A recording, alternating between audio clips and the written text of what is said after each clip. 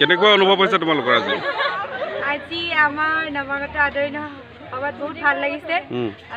আমি বিশেষকৈ ড্ৰেছ সাজ পোছাকবোৰ পিন্ধি বেছি ভাল লাগিছে আৰু গৰম বেছি হৈছে হ'লেও আমাৰ আজি বহুত ভাল লাগিছে। গৰমো অনুভৱ নাই কৰা ইমানকৈ।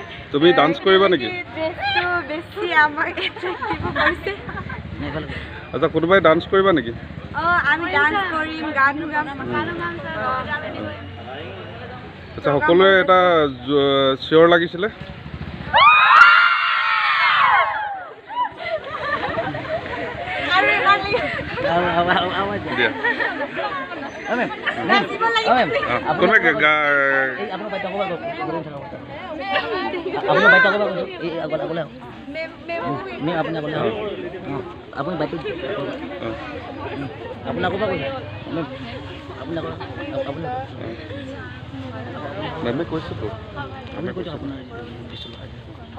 বিশেষকৈ আজি আমাৰ একেবাৰে ৰাতিপুৱাৰ পৰাই কাৰ্যসূচীসমূহ আৰম্ভ কৰা হৈছে। আমি চফাই কাৰ্যসূচী অনুষ্ঠিত কৰিছোঁ।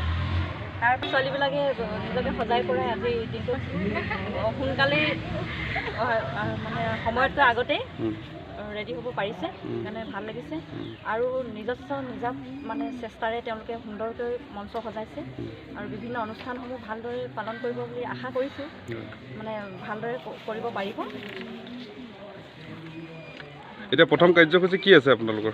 প্ৰথম কাৰ্যসূচী অনুসৰি আমাৰ কোৰাছ পৰিৱেশন হ'ব আৰু সভাপতিৰ আসন গ্ৰহণ কৰা হ'ব। তাৰপিছতে আমাৰ নৱাগত যিসকল আমাৰ ছাত্ৰী আছে তেখেতসকলক সম্বৰ্ধনা জনোৱা হ'ব আৰু ইয়াৰ পাছতে তেওঁলোকৰ ব্যক্তিত্ব প্ৰদৰ্শন হ'ব। আৰু তাৰ পাছতে আমাৰ বিভিন্ন সাংস্কৃতিক অনুষ্ঠান অনুষ্ঠিত হ'ব। উপস্থিত শিক্ষাগুৰুসকলে দিহা পৰামৰ্শও দিব। লগতে আমাৰ যিখিনি আমি প্ৰতিযোগিতা অনুষ্ঠিত কৰিছিলোঁ সেইখিনিৰ ফলাফল ঘোষণা কৰা হ'ব।